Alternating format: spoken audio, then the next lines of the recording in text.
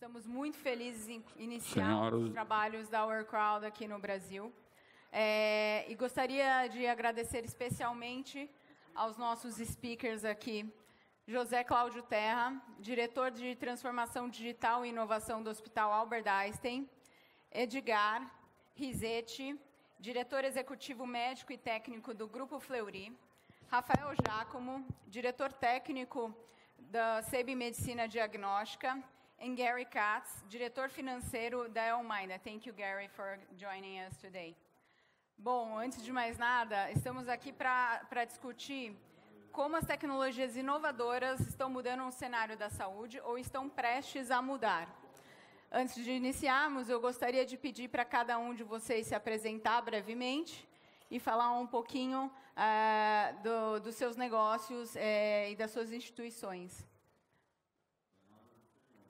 Bom dia a todos, meu nome é Cláudio Terra, eu represento o Hospital Israelita Albert Einstein e nós estamos envolvidos com esse assunto de startups há 5 anos, aprendendo todos os dias e com uma visão que a gente precisa estar envolvido para transformar o país. Parte da nossa missão é de longo prazo, nós não estamos aqui para os próximos 2, 3 anos, a gente está aqui para o longo prazo. E parte do longo prazo está começando com as startups e a gente quer estar junto com elas, porque essa é a nova realidade. Bom, meu nome é Rafael, eu sou médico hematologista e diretor técnico do Grupo Sabin.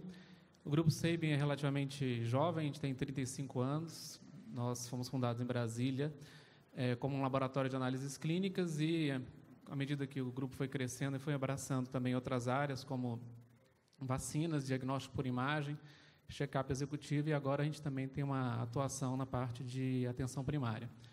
Bom, o crescimento do Sabin baseou-se em alguns pilares, como, por exemplo, inovação, qualidade e um intenso relacionamento com seus stakeholders. Atualmente, o Sabin tem 280 pontos de atendimento em 50 cidades, que estão distribuídas em 12 unidades da federação e em todas as 5 regiões do país. Bom dia a todos. Queria dizer que é um prazer estar aqui com vocês nessa manhã. Meu nome é Edgar Rizetti, eu sou diretor executivo médico e técnico do Grupo Fleury. Eu sou hematologista de formação. O Grupo Fleury é uma empresa que foi criada aqui em São Paulo em 1926, tem 93 anos. Atualmente é um grupo que tem unidades e hospitais espalhados do Rio Grande do Norte ao Rio Grande do Sul. Temos mais de 200 unidades de atendimento a pacientes em grandes centros urbanos como São Paulo, Rio de Janeiro, Brasília, Recife, Natal, Paraná, Curitiba e Porto Alegre. E somos mais de 10 mil colaboradores e mais de 2.300 médicos, atendendo aí fazendo mais de 70 milhões de exames por ano. Obrigada. Gary, once again, thank you for joining us. Can you introduce yourself? Yeah. So I'm Gary from Elmina. Elmina was founded by 2 professors, one from the medical world and one from the signal processing, the computer world, from Israel leading universities, the Hebrew University in Jerusalem and Beersheba and the Technion. Over the past decade, we collected the biggest database of brain scans, more than 500,000. We passed the 500,000 last week. We are operating in hospitals mainly in North America, Hong Kong, and China. 2 months ago, we got a big grant from the European Union to take the technology into a leading hospital in Europe. And we're very happy to be here, and we're looking for partners in Brazil. We were here in the Olympic Games, looking into the Brazilian team, brains. And since then, it was just a pilot. Since then, we're looking at the market here, and we're looking for partners. Great. E eu não me apresentei. Eu sou a Natália Santos, eu sou uma das sócias aqui da operação da Our Crowd no Brasil. E agora a gente vai começar a nossa discussão falando dos avanços em saúde que tivemos até o momento. Nos últimos anos, presenciamos avanços visíveis na forma como as corporações tradicionais operam. Então, elas voltaram suas atividades muito mais focadas no cliente, tornaram suas operações mais ágeis e enxutas e passaram também a colaborar com as startups. A inovação aberta ela ganhou espaço.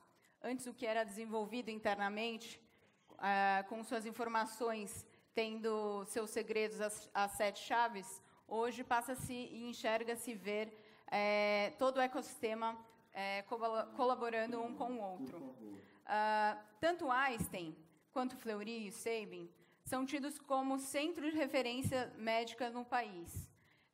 Como vocês avaliam esse progresso da percepção do cliente e como vocês lidam e abordam inovação aberta dentro das suas instituições? Se vocês puderem contar um pouquinho para a gente o tipo de atividades, o tipo de ações que vocês têm feito, começando pelo Cláudio.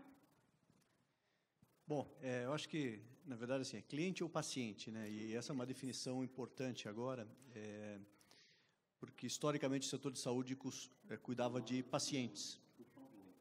E do cidadão também. Está cuidando das pessoas com saúde, manter as pessoas saudáveis. E isso está mudando os nossos modelos de atenção, modelos de negócio, e não é uma coisa pequena. Por favor, pode continuar. Vamos lá. Vamos estar falando. E aí, assim, eu acho que tudo, na verdade, começa, e a gente está trabalhando com inovação aberta aí há mais de 5 anos, né? Hoje a gente tem um ecossistema aí de 35 startups com as quais a gente trabalha. Nesse exato momento tem quase 50 projetos em curso dentro do Einstein com startups, que não é uma coisa pequena. Assim, mudar essa realidade foi um processo de aprendizado gradual. Bom. Pode continuar. Vamos. Tá. E vamos lá.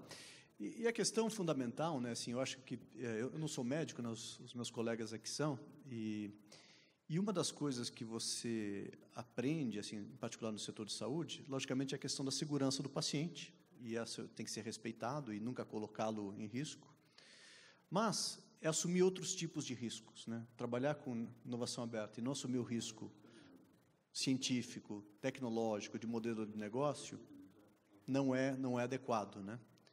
E o que a gente tem aprendido ao longo do tempo é como aceitar esses riscos, né? E que não é trivial, porque, assim, pela lógica histórica das nossas organizações, que todas bem representadas aqui, o tradicional é evitar o risco, né? Então, e é um risco, a forma de pensar, a forma de entender os negócios, de entender o impacto. E daí, assim, eu acho que um pouco do olhar também, assim, saindo até da área da saúde e olhando todos os mercados, a mensagem que a gente tem bastante, uma consciência muito grande, tipicamente as grandes inovações, elas não começam, talvez com exceção da Elminda, com no nível mais alto possível. Muitas vezes você começa com soluções que são precárias, baixa qualidade, mas o que acontece? Tipicamente, não apenas as soluções começam a melhorar, mas também as empresas começam a melhorar. E é assim que surgem os challengers, né, que desafiam os grandes players da indústria se eles não se mexerem. Então, assim, se você não acredita nessas hipóteses, é melhor não entrar nesse jogo, porque dá bastante trabalho. Certo. E com você, Rafael, como que vocês têm trabalhado lá no Sabin? Bom, o Sabin tem um núcleo de inovação que funciona há aproximadamente 9 anos, mas a gente começou realmente uma atividade mais próxima da inovação aberta tem cerca de 4, 5 anos. Isso começou de uma forma interna, por mais paradoxal que seja. A gente tem um aplicativo que permite que os colaboradores deem ideia, e isso permite que a gente puxe isso para fora. Anualmente, a gente tem um evento no início do nosso planejamento estratégico que a gente chama de Construtores do Futuro, em que a gente abre para a empresa inteira que dê ideias de como eles podem colaborar para o futuro da empresa. Mas, assim, de forma mais estruturada, a gente tem começado a relação com startups, com os ecossistemas de inovação nas regiões em que a gente está. Então, a gente tem relacionamento em Santa Catarina, em Ribeirão Preto, aqui em São Paulo, o ecossistema lá de Brasília também. A gente tem duas vertentes principais para atuar na parte de inovação aberta. A primeira é relacionada diretamente ao core. A gente tem 4 projetos atualmente sendo desenvolvidos. O primeiro projeto é um projeto na área de inteligência artificial para entendimento de laudos de forma global, não apenas de um exame apenas. A gente tem um outro projeto que envolve desenvolvimento de uma forma diferente de distribuição das amostras dentro do núcleo técnico. Um terceiro projeto, um projeto que já está bem avançado, é uma parceria que a gente tem com uma empresa, uma startup lá de Pernambuco, um co-desenvolvimento de um dispositivo para exames parasitológicos. E o quarto projeto que a gente está desenvolvendo é um projeto relacionado ao controle da amostra pós-coleta. Esse é um dispositivo que não existe no mercado, é algo que a gente também está trabalhando com uma startup aqui de São Paulo.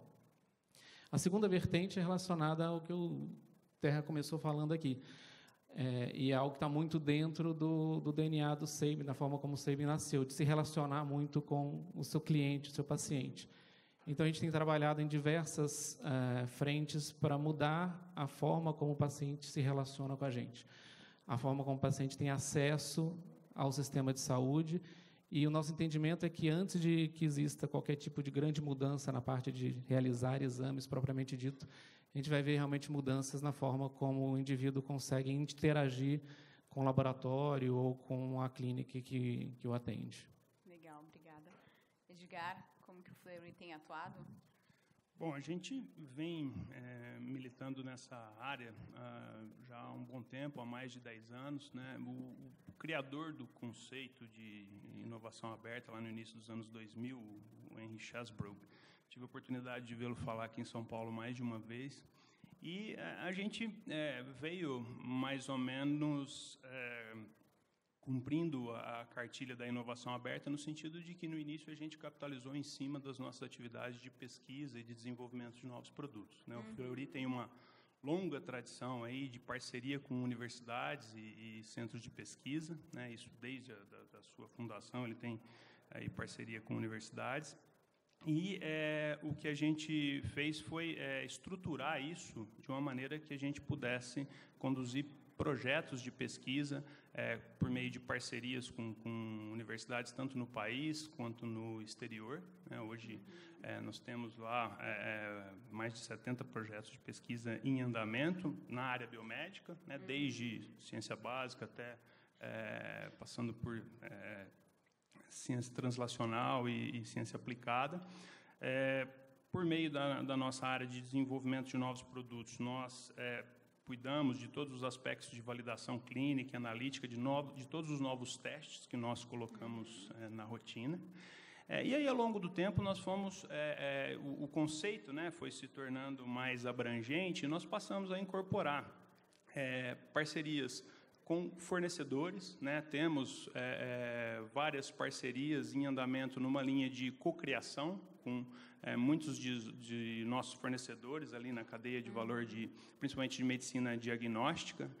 Desenvolvemos alguns produtos, um dos mais recentes, um algoritmo de inteligência artificial para permitir integração de dados diagnósticos de pacientes com doença isquêmica do coração, e aí a gente integra resultados de vários testes usando um algoritmo que ajuda bastante nesse trabalho.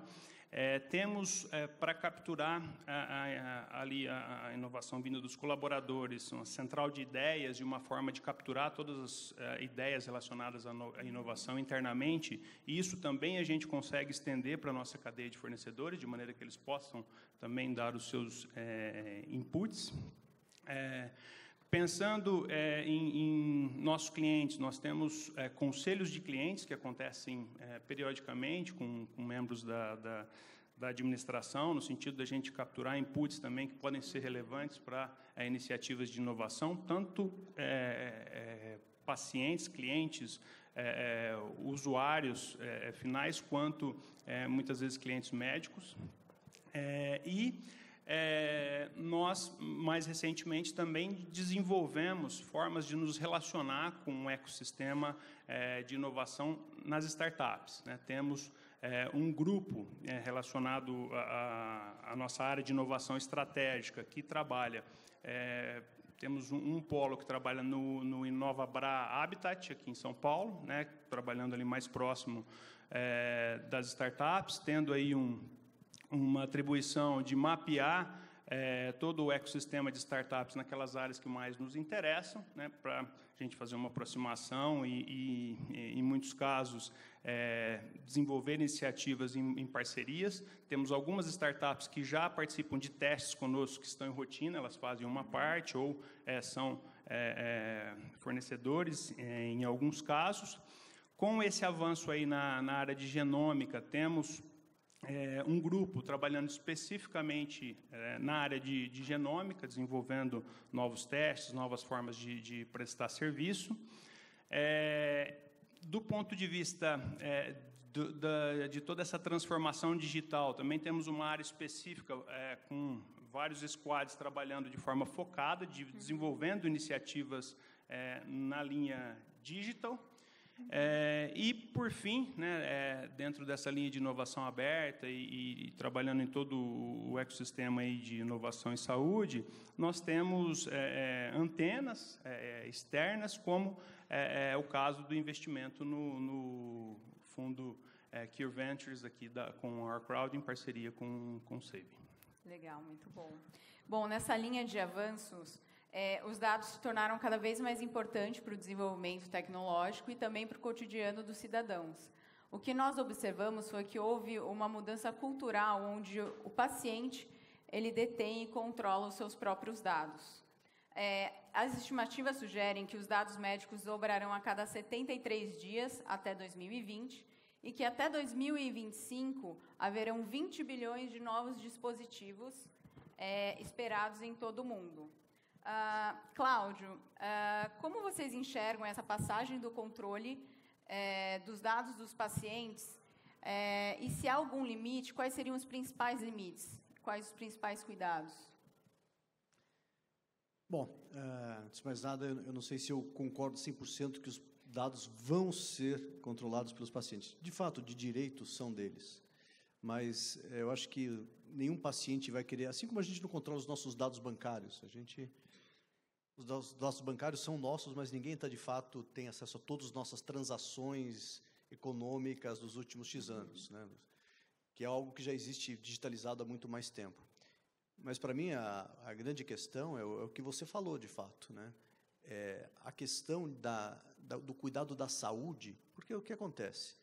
Todo o sistema de saúde e a questão dos dados é para aquele momento agudo, onde alguém chega e você precisa dar um cuidado, precisa fazer um exame. Então, você faz aquele dado que é uma foto.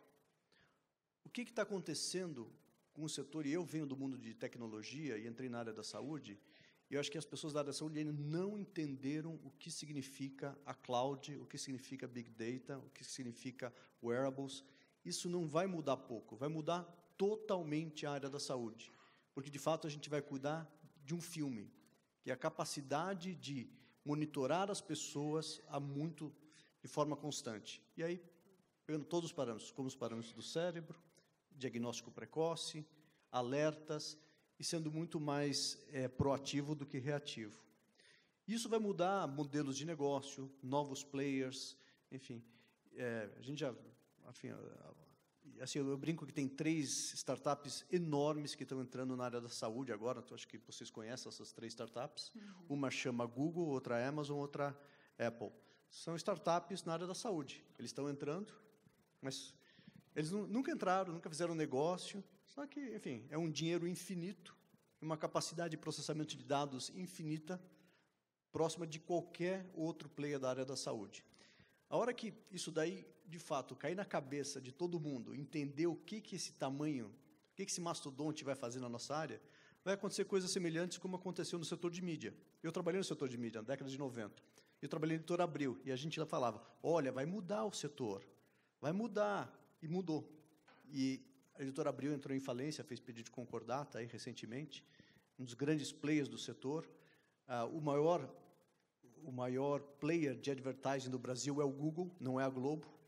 Então, assim, a gente está no meio de uma revolução de verdade por causa de dados, que vai mudar a forma como as pessoas cuidam da própria saúde, aquelas que quiserem participar desse jogo. E, tipicamente, a gente acha que isso daqui é uma coisa que vai passar. E provavelmente vai passar para a maior parte das pessoas, porque algumas vão se aposentar, outras vão pegar seu bônus no final do ano, e assim por diante. Mas o setor vai mudar. Eu tenho uma convicção extraordinariamente, eu diria assim, convicta que isso vai acontecer. Ninguém tem bola de cristal, se é em 2 anos, 5 anos, 7 anos, mas vai acontecer a mesma coisa que aconteceu em outros setores. O setor de saúde não está imune. Legal, bacana.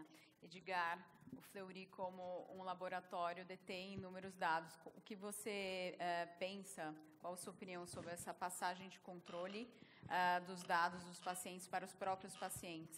Como que o Fleury se posicionaria? Como vocês estão lidando com isso? Veja, eu tendo a interpretar toda essa isso que a gente tem visto nessa discussão que a gente tem visto na mídia, como um fenômeno que, em grande parte, ele é mediado pelo que está acontecendo no exterior, em que os dados sempre tiveram um controle muito maior pelos médicos, hospitais, organizações de saúde, de um modo geral. Eu acho que aqui no Brasil a gente sempre teve uma atitude muito diferente daquela que a gente vê que predomina no exterior, muito mais liberal, no sentido de que os dados eles sempre pertenceram aos pacientes e, particularmente nós, no Fleury, sempre tivemos uma postura muito liberal em relação a prover esses dados da forma mais conveniente para os pacientes. Tanto que nós fomos uma das primeiras empresas do mundo a disponibilizar dados de resultados de exames na internet. Isso lá em 1998, quando ainda era um tabu que se fizesse isso, né? Tinha muita dúvida em relação ao que seria feito com a informação, como isso seria tratado, segurança de dados, enfim.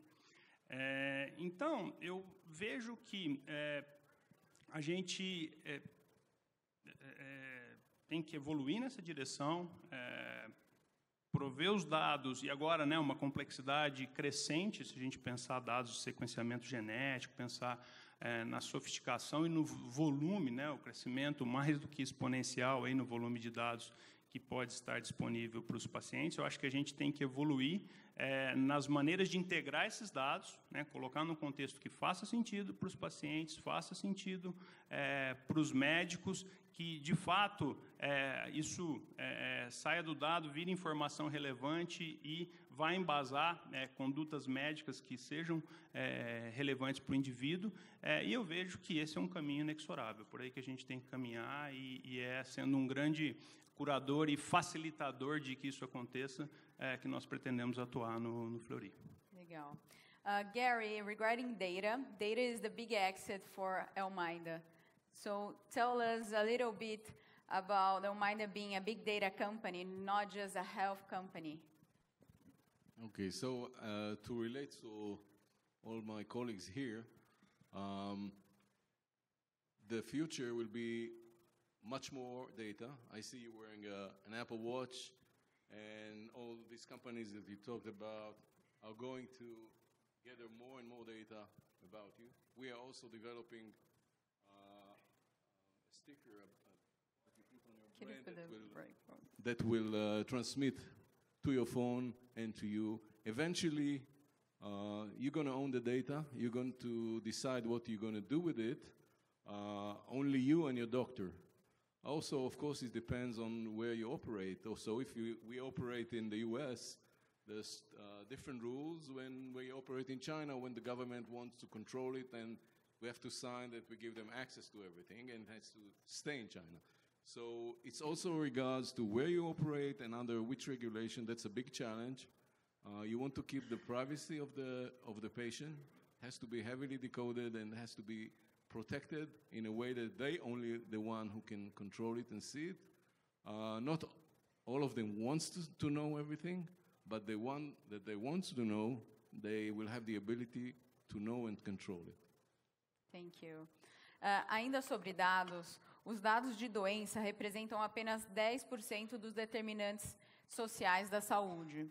Os 90% restantes dos dados estão se tornando cada vez mais focos de todo o ecossistema de saúde e assim também para grandes empresas como o Cláudio mencionou, Apple, Google e Amazon. Rafael, por que ainda há tanta atenção nos 10% dos dados dos pacientes, quando são os 90% dos dados dos não doentes que têm o potencial de gerar um maior impacto na saúde dos cidadãos? Bom, Natália, essa é uma pergunta crucial e eu acho que ela está relacionada com a forma como a gente lida com a saúde no mundo ocidental em geral, né? A gente trata doenças. O médico, normalmente, ele não é um promotor da saúde, ele é um indivíduo para curar a doença.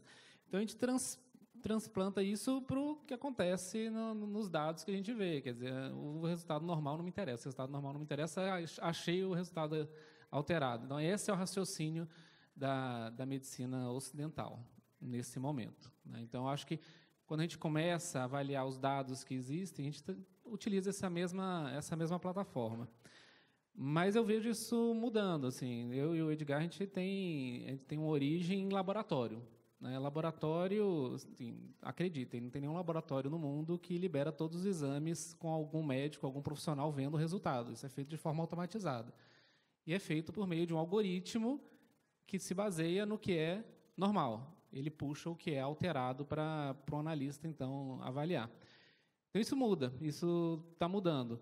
E a gente, principalmente quando a gente vê o tipo de informação que nós temos, né, nós, laboratórios, a gente não sabe o que está acontecendo com o nosso paciente lá fora.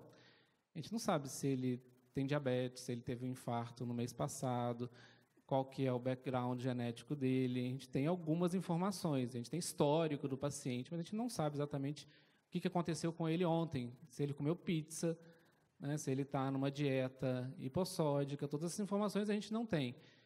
Se a gente não tem essas informações, a gente tem que se basear realmente no que é o padrão normal e o que sai da normalidade. No resto da medicina, né, a abordagem tradicional não é essa, mas o caminho, com certeza, é esse. Interessante, interessante. Cláudio, nessa onda de diversos 20 bilhões de dispositivos esperados até 2025, como que a gente evita o cenário onde há pessoas que têm acesso a esse tipo de dispositivo e pessoas que não têm acesso a esse tipo de medicina? Eu acho que essa é uma das perguntas fundamentais e eu acho que tem muito a ver com a revolução que a gente está vendo, e particularmente no Brasil também. Boa parte das startups que estão atuando no Brasil, elas têm, diferentemente de algum mercado europeu, mercado americano, elas estão mirando a base da pirâmide. A base da pirâmide do Brasil é muito mal servida em termos de acesso à saúde. E elas têm proporcionado soluções aí para você dar acesso. E isso entra em choque, porque, na verdade, assim, não tem modelos econômicos, modelos de pagamento para sustentar a entrada nesses mercados, aí, por N razões que eu não vou discutir agora. Mas eu acho que é uma grande oportunidade, e eu, em particular, tenho visto várias startups brasileiras, com tecnologia brasileira, que estão atendendo, de repente, 10 mil, 100 mil, 300 mil, 500 mil pacientes, não pacientes, cidadãos. Eu acho que essa é a questão fundamental. Está tendo uma mudança do foco na saúde, e a questão do dado é importante também, né? Porque eu brinco um pouco, porque isso aqui é meu lado de ex-doutor em engenharia, que eu olho a ciência da saúde hoje, ela é uma ciência das médias, de curva de Gauss, né? Você coloca uma pessoa, coloca um desvio padrão e coloca ali. E do jeito que está indo, seja genética, seja Big Data, ela está indo de uma forma muito granular. E de uma forma granular, estamos todos a caminho da morte. Desculpa falar isso, mas é verdade. Vamos todos morrer. Ou seja, não é uma questão de passa, não passa, estou bem ou estou mal. Estamos todos dentro de um caminho inexorável até a morte. E daí, é uma visão meio trágica, mas, ao mesmo tempo, é uma visão de otimismo, porque você começa a entender os indivíduos numa granularidade hoje que é impossível fazer, porque depende muito do conhecimento humano prévio, que você analisa alguns dados ali, e sem a inteligência artificial, é assim que vai continuar. Mas eu vejo, com a ajuda dos dados, com a ajuda da mobilidade, mobile health, etc., uma democratização e um entendimento muito mais granular dos indivíduos. Eu acho que isso é bom para todo mundo, apesar que vamos todos morrer. Interessante. Bom, eu acho que agora o Cláudio ele vai ter que nos deixar. Precisa pegar um voo, mas o painel continua. Ainda nessa linha desses novos dispositivos e tecnologias que estão a caminho, um outro cenário que a gente observou é a questão da volta do médico da família. Como que, Edgar, dentro desse cenário de muitos dispositivos, muitas informações onde o paciente tem o seu próprio controle, como que vocês se posicionam nessa onda de ter de novo um médico da família? Eu acho que isso é uma ótima notícia, né? Ter ali essa relação mais próxima dos indivíduos, né? Alguém que vai poder oferecer um cuidado generalista, num conceito de medicina primária, e ela tende a se tornar cada vez mais sofisticada, né? Com os usos desses wearables, né? Desses dados que têm passado a ser coletados a todo momento, né? A internet das coisas aí aumentando cada vez mais esse potencial. E aí eu acho que tem um caminho para a gente percorrer aí. Se a gente pegar o artigo de revisão do The New England Journal of Medicine de 2 semanas atrás, ele era justamente sobre o wearable device, né? E o que está começando a se discutir é como que nós podemos ter acesso, transformar esses dados em informação relevante para o indivíduo, do ponto de vista de cuidar da sua saúde, e para o clínico, para ali o médico que vai prover esses cuidados primários para esse indivíduo. E já tem uma construção nessa direção, né, no sentido da gente... como é que a gente vai processar esses dados, como ele vai ser, como o médico vai poder acessar por meio de um dashboard que traga as informações que sejam relevantes, né, no contexto de saúde. E aí eu vou fazer uma conexão com o que o Rafael muito bem colocou, né, que até o momento, o que tem predominado na medicina é uma medicina focada na doença. Os trabalhos são focados em situações específicas. A gente vai precisar cada vez mais criar esses dados clínicos a respeito de saúde, a respeito dos dados dos wearables. Como é que nós vamos passar a ter evidência clínica para embasar as condutas médicas, né, da maneira como a gente faz na medicina da doença, também nesses casos em que a gente vai passar a ter acesso cada vez maior aos dados, né? E aí, também relacionando a pergunta anterior, né, você perguntou, bom, e quais são os limites? Eu acho que até esses limites a gente tem que identificar, eles têm que ser testados, né? Hoje, se a gente for pensar no que deve vir por aí com a Lei Geral de Proteção de Dados, tem dados que são pessoais, mas que podem passar a ser sensíveis do ponto de vista de indicar padrões, hábitos, comportamentos que têm a ver com a saúde do indivíduo, né? E como é que a gente cuida disso, né, para estabelecer aí os boundaries, aí os limites em que todos fiquem confortáveis de ter acesso, de saber como a gente vai cuidar da confidencialidade desses dados e como é que a gente vai fazer para transformá-los em informação clínica relevante, que possa embasar condutas. E se a gente pensar também na parte dos dados genéticos, né, na sopa de letrinhas aí que a gente consegue obter com os equipamentos de sequenciamento de DNA, como é que a gente vai transformar toda aquela enormidade de informações também em algo que seja palatável, que a gente possa fazer uma pergunta, responder a perguntas ad hoc, né, que são feitas pelo médico, para trazer a informação que ele precisa, no momento em que ele precisa, de uma forma que vai ser relevante para o paciente e que vai ser feito um bom uso no manejo dessa informação e na sua utilização no contexto do sistema de saúde.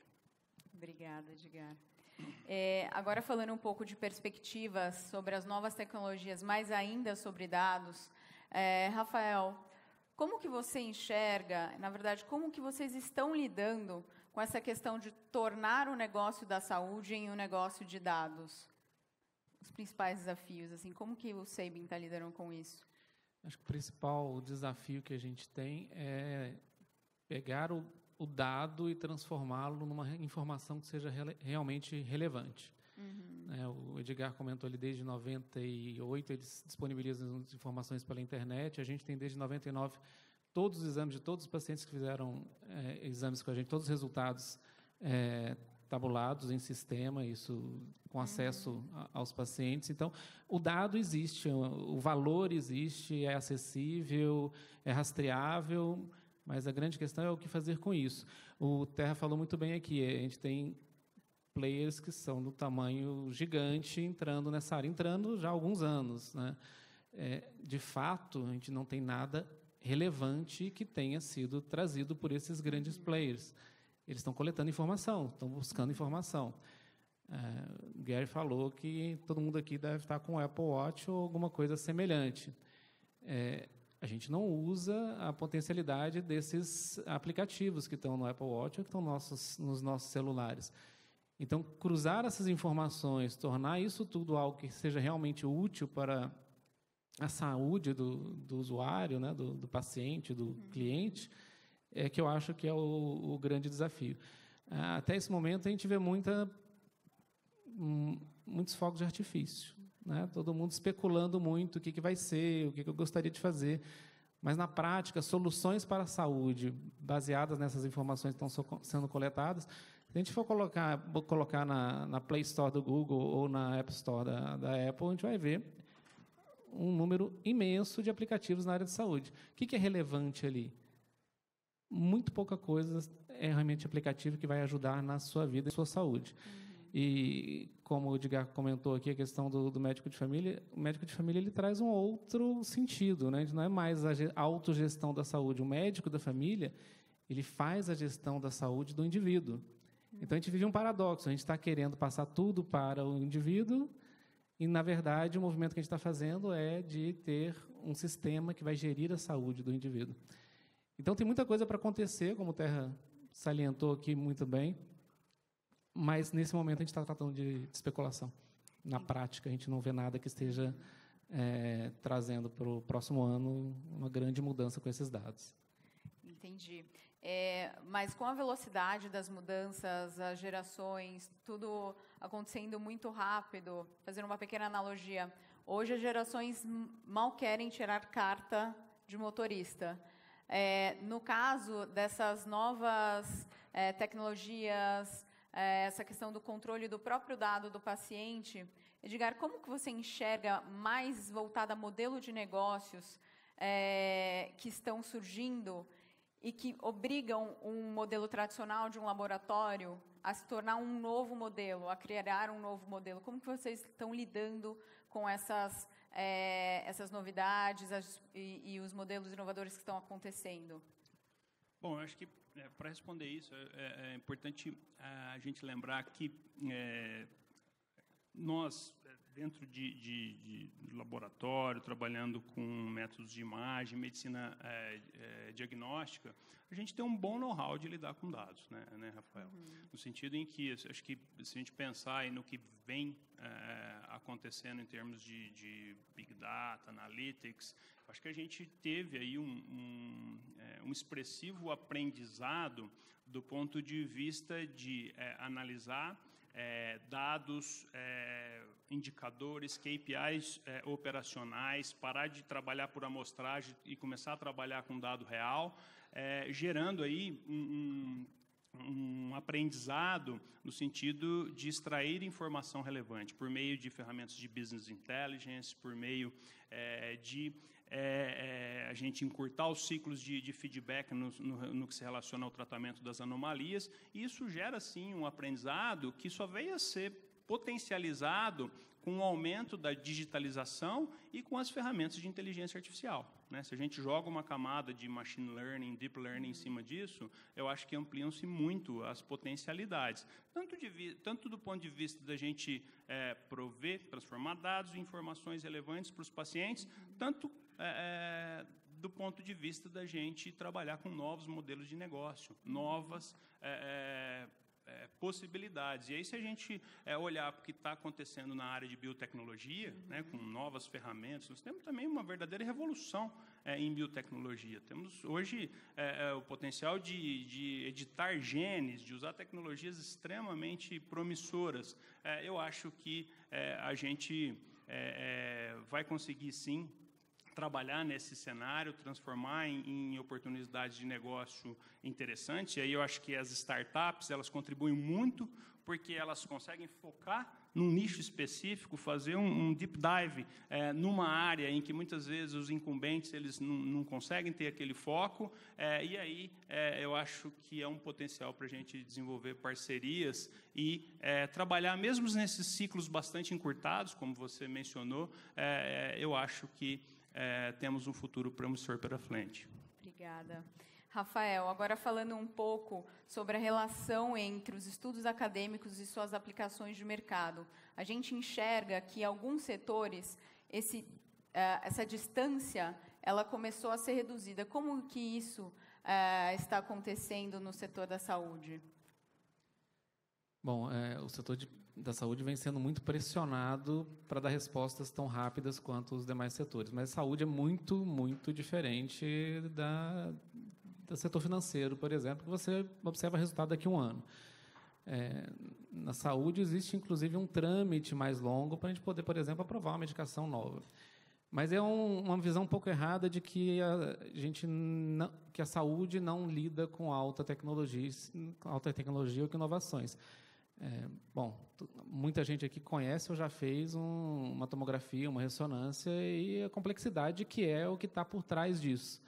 Hoje em dia a gente tem tratamentos que envolvem combinação de uma partícula radioativa com um anticorpo para dirigir essa partícula radioativa lá para um determinado tumor. São coisas assim praticamente de ficção científica. O que o setor de saúde não consegue é acompanhar realmente essas mudanças que envolvem não medir risco.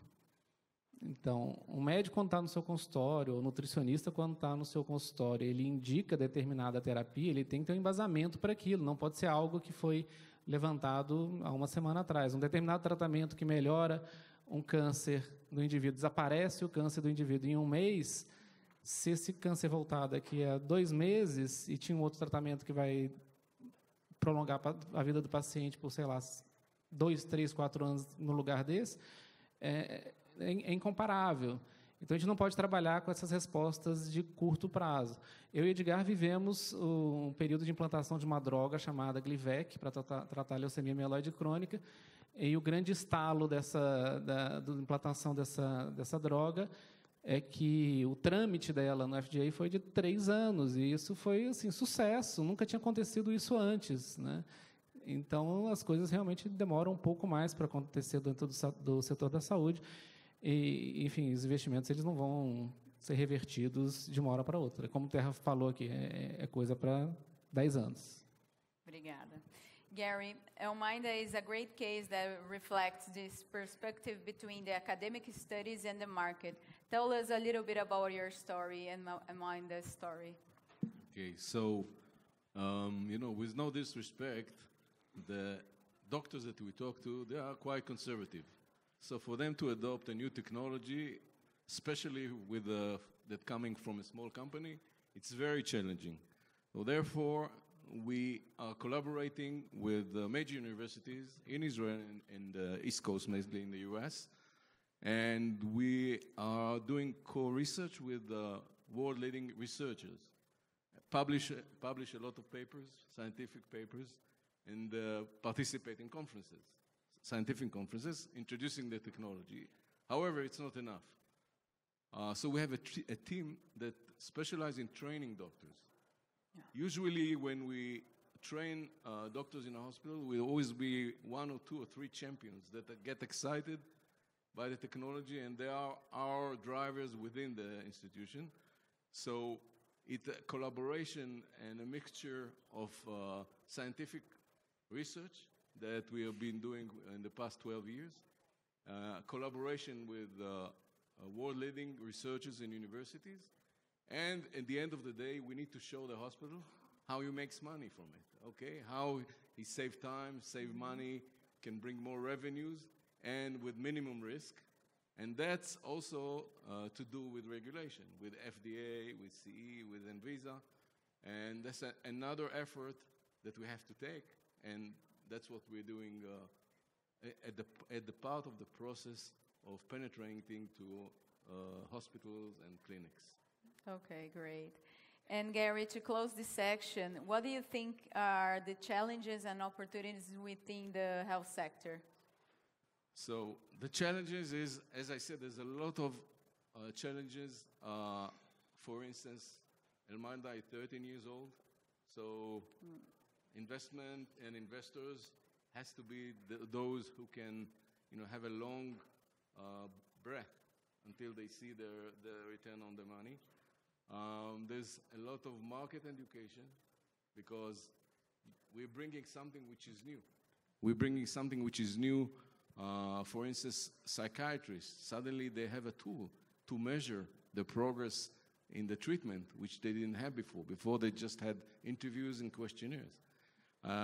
So the future will be working with hospitals and clinics, as well as the wearable world, which we aim for healthy people. We want to start collecting data when the person is young and healthy, and to look at the change over time, to do some preemptive measures when we see some changes. Great, great. E Edgar, na sua opinião, quais são as oportunidades, os principais desafios no setor? Acho que os desafios e oportunidades aí vão ser praticamente duas faces de uma mesma moeda, né? E eu acho que eles estão bastante relacionados a endereçar, né, muito do que a gente mencionou aqui hoje, no sentido da gente conseguir realizar os estudos de validação, os estudos clínicos, né, relacionados a gente trabalhar melhor essa enormidade de dados a que a gente tem acesso atualmente, especialmente num contexto de não doença, né? Eu acho que esse é um aspecto. O segundo aspecto é a gente trabalhar muito desses dados de altíssimo throughput que a gente tem hoje, numa linha de a gente torná-los passíveis de serem trabalhados computacionalmente. Muitas das classificações, das hierarquias, das terminologias que a gente tem em medicina, elas não são exaustivas, e isso faz com que a gente não consiga trabalhar com esses dados computacionalmente. Se a gente pensa em integração de dados de diferentes naturezas, das ômicas, dados de wearable devices e dados das mais diversas naturezas, a gente precisa torná-los computacionalmente amigáveis para a gente conseguir trabalhar de uma melhor forma. Um terceiro aspecto é que em medicina a gente está acostumado com um modelo mental reducionista, né? Um gene, uma proteína, uma doença, né? Para diabetes, a gente faz a mensuração da glicose e a gente precisa achar uma glicose para todas as outras doenças. Eu acho que tem que ter uma mudança, como o Gary mencionou, né? Os médicos tendem a ser conservadores. Eu acho que eles vivem uma relação ambivalente. Eles querem estar ligados à inovação, querem militar nessa área, mas, ao mesmo tempo, eles se apegam ao que já é conhecido, né? E tem essa tendência a ser mais reducionista, e eu acho que a gente precisa abraçar uma era em que as informações vão ser mais sistêmicas, vão ser baseadas numa miríade de dados e não num único biomarcador.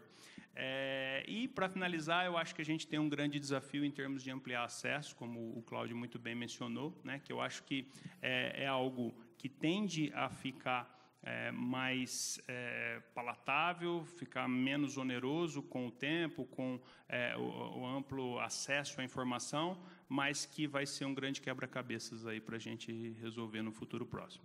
Legal, muito obrigada. Bom, o nosso painel se encerrou por hoje. Agora a gente continua com o almoço e depois a gente volta para uma breakout session, mas antes de mais nada, obrigada novamente, Rafael. Obrigada, Edgar. Thank you, Gary, once again. E aproveitem o dia, pessoal. Muito obrigada.